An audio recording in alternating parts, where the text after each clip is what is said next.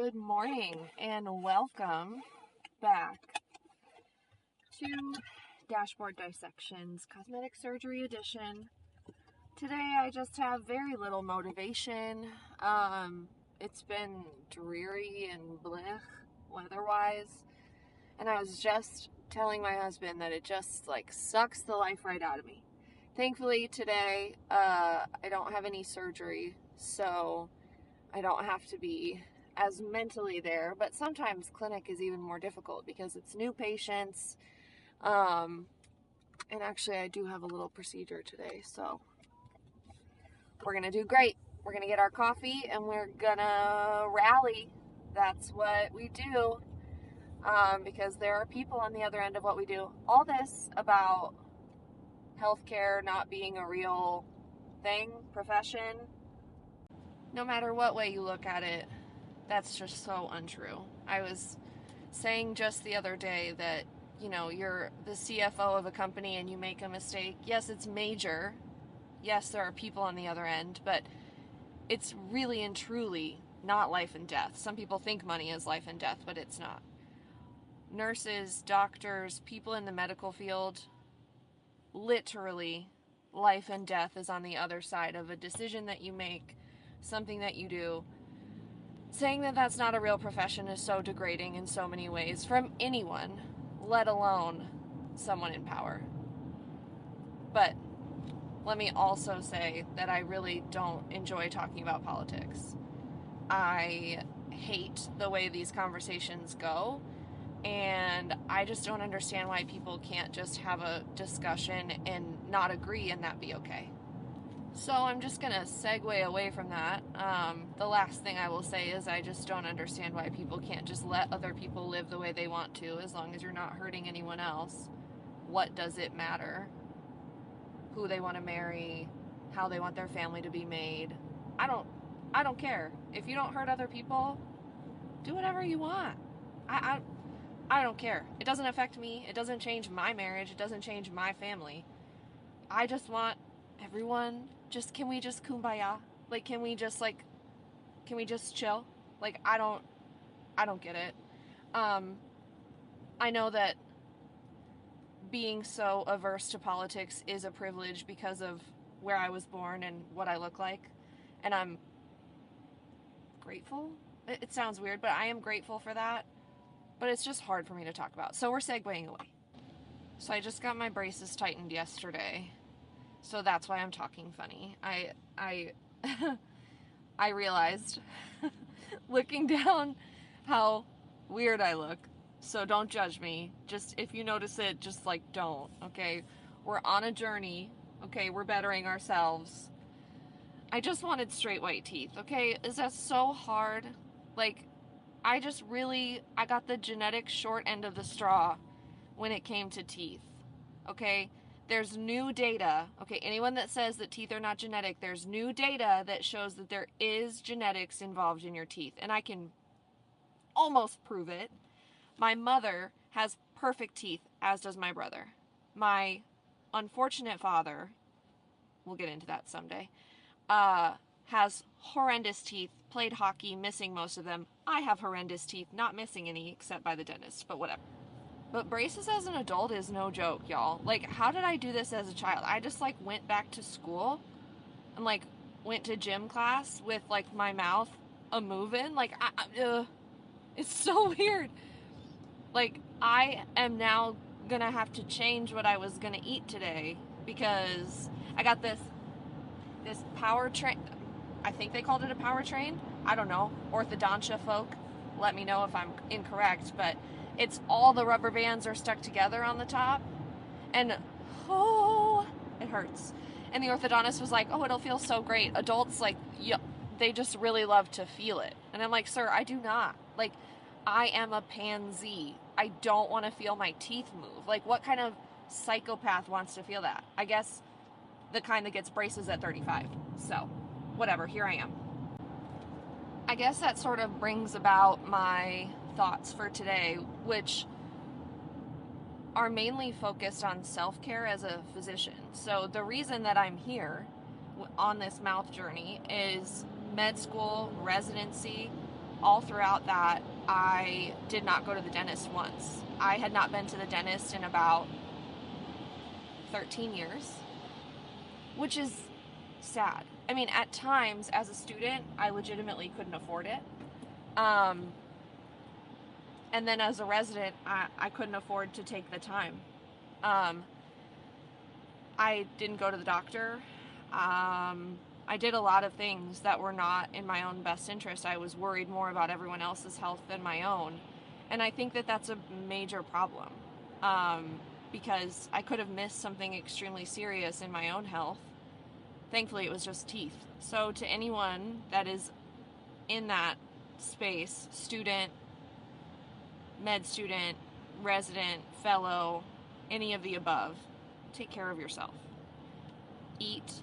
Your body is at a high level of cortisol constantly, stress hormone, and a lot of that will mask things that are going wrong.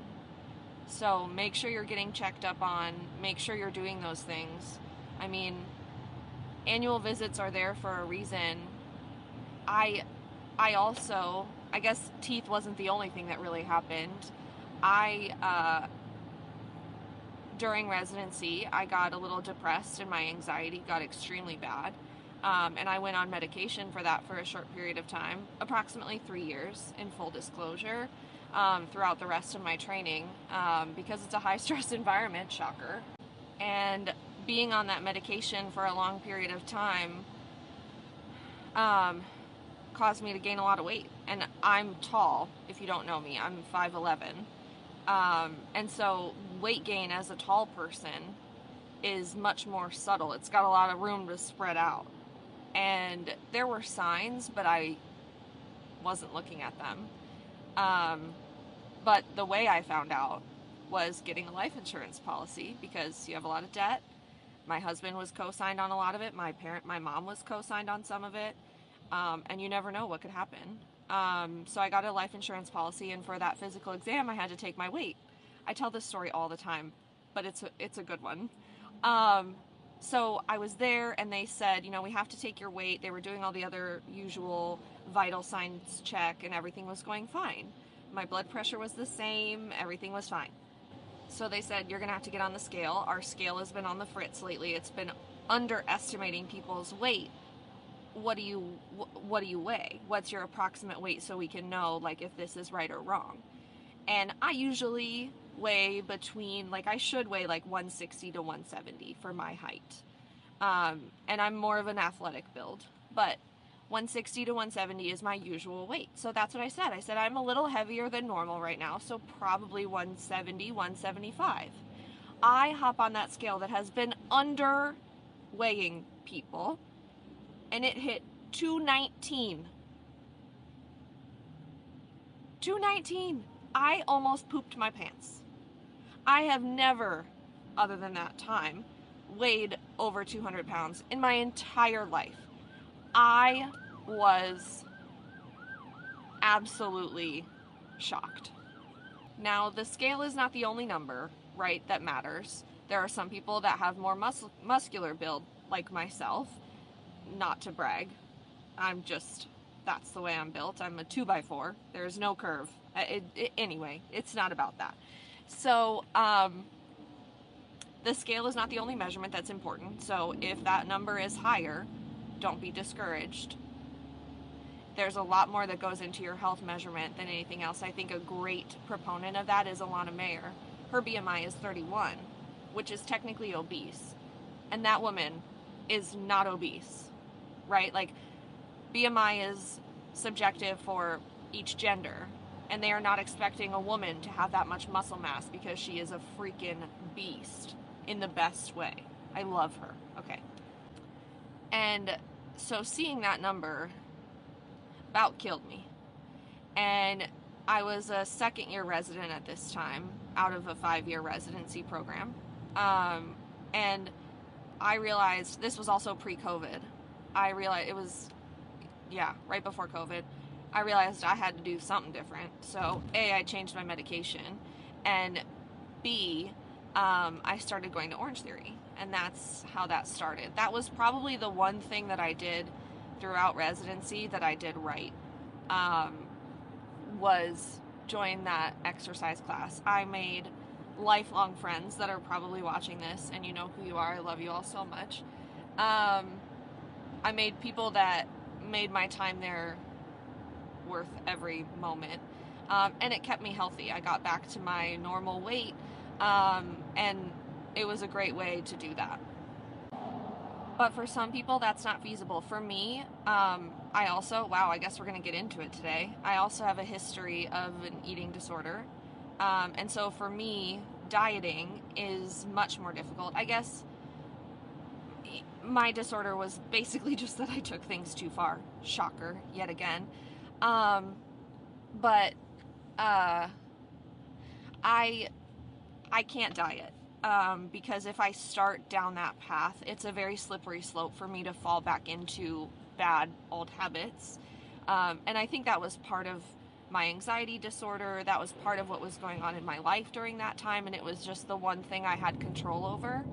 And so that's why I sort of fell into that. So now that things are better, I'm not medicated anymore. Sometimes I think maybe I should be, but I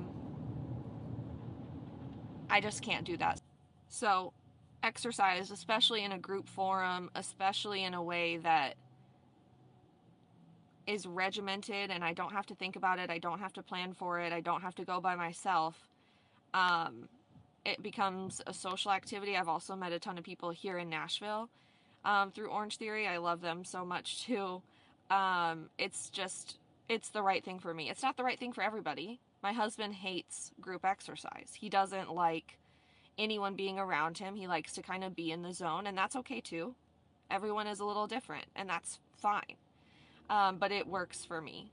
So I kind of just eat what I want, and then exercise, and that's kind of my compensation for it, which means I'll never have abs, which crying so hard. But I know that I'm healthy. And I know that it's the right choice for me. The other portion of my disorder was basically that when I would eat, because I just kind of wouldn't eat anything, and then if I did eat, I would tell myself that I had to work it off, and then I would overdo it at the gym with no source of fuel, so my body was just eating itself. So Orange Theory also helps me not overdo it at the gym. I know that what I'm doing is for 50 minutes, and I know 60 minutes, whatever, depending on the class you're taking. And I know that it's written by someone that knows what I need and what I need to do. And then the nutrition aspect on the outside is just making sure I take in enough protein, because your girl loves carbs. Okay, I swear this is not an advertisement or a promo for Orange Theory. The whole point of this entire discussion was all to say, find what works for you. Find the balance that works for you.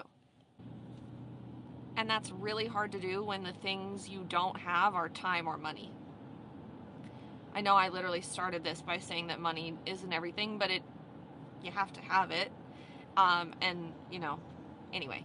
So it is really hard. It's not easy, but there's always a way for you to find your own path to your version of being healthy, no matter what that looks like, no matter what that feels like. As long as you and your doctor know that you're on a healthy path, that you're doing things correctly. Strength training for women. Oh my gosh, this could be its own podcast, and I'm pretty sure it is somewhere. But strength training for women is one of the most underrated, undervalued things. You begin to lose muscle and bone mass at the age of 25 annually. Annually, you are losing muscle and bone structure. Every single year you are above the age of 25.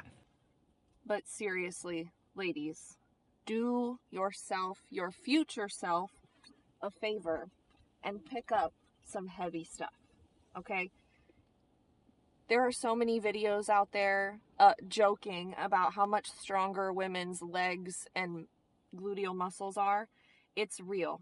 Go pick up some heavy stuff. You can do it. And trust me when I say, your body will thank you. And whatever you do or don't do right now, you will pay for or reap the benefit of in the end. It is so important. The data is so clear, especially if you're on a GLP-1, because that GLP-1 is going to stop you from taking in nutrition.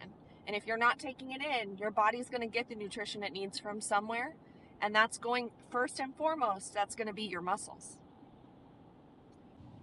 So, I hope you enjoyed this medical tour of Allie's past disorders, and things to do for yourself and your future self, and how to take care of yourself. Granted, I am no role model. I mess up regularly. Like I said, your girl loves carbs, and here we are. But really, you need to find your own balance. And it's really hard to do when you're in training and you're working 80 hours a week or more. And it's really hard to do when finances are tight, and it's all hard. It doesn't get easier. You just get better at it. And all I can tell you is that finding your balance, finding your people, finding your journey to health is so worth it. So I'll see you next week. I guess I've decided to drop these on Friday, so